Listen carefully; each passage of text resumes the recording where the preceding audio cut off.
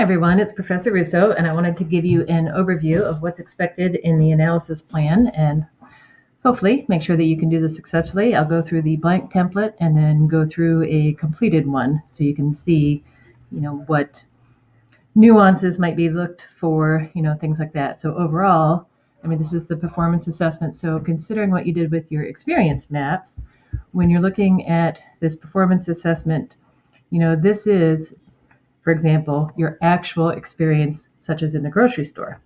The desired performance, those would be those things that you were talking about when you were giving each other feedback, of different ways that it could be improved, things that would have made your experience better. The new part that was not covered in any of that is really looking at the primary causes, and that's where a lot of what I gave in feedback in the discussion forum kind of hit on where different people hit some insightful areas. A lot of times the actual cause for that is not necessarily what we think it is. For example, I just read, I don't remember whose it is right now, Heidi or Robin perhaps, but they shared the example of an unhappy clerk. Well, the unhappy clerk could have had a bad day, but the unhappy clerk also could be poorly trained, or the unhappy clerk could have been unhappy because there was something else physically in the setup causing her pain, or there are other reasons, perhaps even with the way the management and her shift, lots of other things. So that's we did that pre-work to help you look at different ways that you would address that, and honing in outside the box. The purpose statement, that's who your learner is. And again, just really looking deeply. A lot of times, especially when we're thinking about professional development for teachers, we make assumptions about what people need or what they come in with, but that may or may not actually be the case.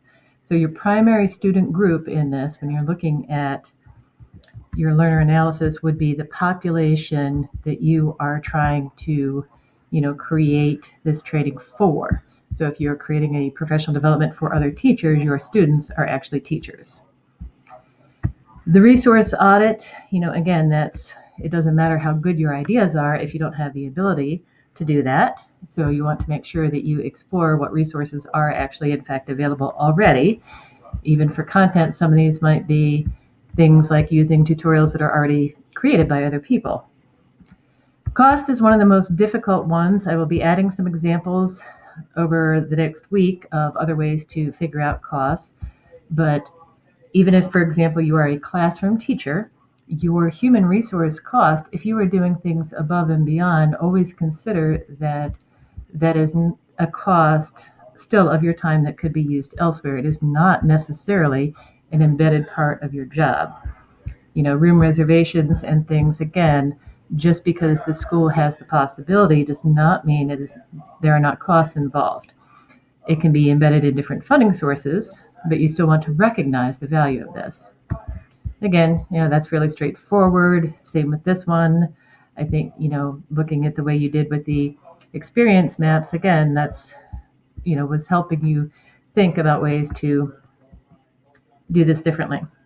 Now, the core team and the timeline, that will emerge also. You will be working with group members, which we will be forming our groups also during this unit. So you will be evolving that, but you at least want to get a start of who would be the people involved. And it might be, that there's other infrastructure layers. So here is one from last semester. Again, straightforward.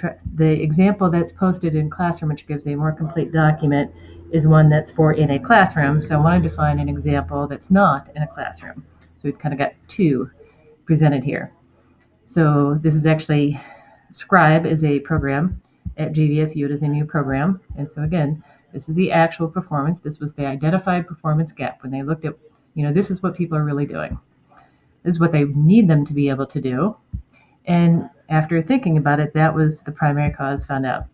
And it's summed up in one purpose statement that's, clear and straightforward. In this purpose statement, you'll really want to spend quite a bit of time of that, because that is the why you're doing it.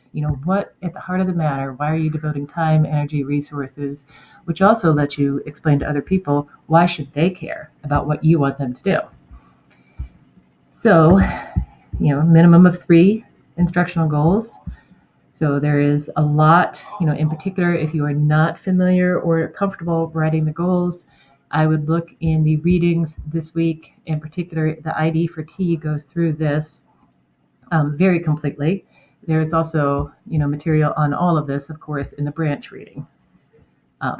Learner analysis, again, that's fairly straightforward. The reading that I would use for that, if you are having trouble even thinking of some of those things, and thinking outside the box beyond what you did in the learner analysis, in that case, I would be looking at the BEAR reading on user profiles. It's, I think, pages 58 to 62 hone in on that. Student attitudes, again, never take that for granted. Be very specific, looking at the skills. Those things are, for example, typing. If you're expecting anybody to complete anything online, that's key. There's the resource audit completed, the costs, and this is where, originally, these had to be changed in the, again, these are drafts that you're completing, and then you'll be doing peer feedback and adding to these over time. But so those costs were actually adjusted later on. And you can see, and there's an hourly rate in the ADDIE example, but writing out the calculation and figuring out time estimates. One of the ways that this particular group did to help them do that was a Gantt chart. So again, looking at when you're planning out, just like you plan for teaching lessons, you plan for, other events that you create in your personal life, using whatever type of mechanism will allow you to clearly see how much time and energy is very useful when you are completing, these type of time estimates and things. And again, then you can just kind of scroll through, potential obstacles. They're thinking it's low risk, medium risk, and high risk. Those categories are identified in that branch reading for you. So hopefully that will help you do a solid job. There is that forum that will be in here for analysis plan. So any questions, as well as ask your peers.